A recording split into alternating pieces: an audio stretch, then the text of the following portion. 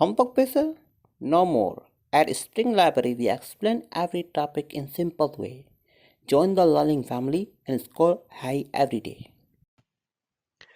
Okay, so this problem is dealing with motion graphing, and it says we have an object that's traveling from a position of -16 to a position of 32 meters in a span of 18 seconds, and it wants to know what the velocity of that is, as well as seeing the motion graph. So since I have both a positive and a negative position here, we need to have a positive and negative axes with 32 meters at our height here, because this is my X value, this is my position. You can think of this like a number line. And we're starting at a -16 meters. Now it tells us that it goes from one extreme to the next in 18 seconds. So my x-axis is always the time in seconds here.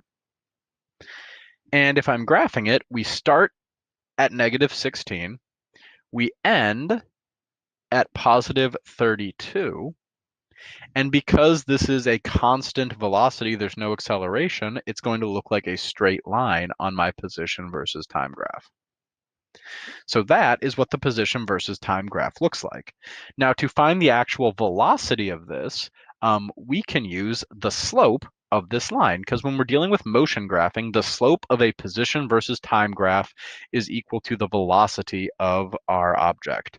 So in this case, the velocity is equal to the rise. So going from -16 to 32 is a difference of 32, our final position, minus the -16, our initial position, divided by 18 seconds.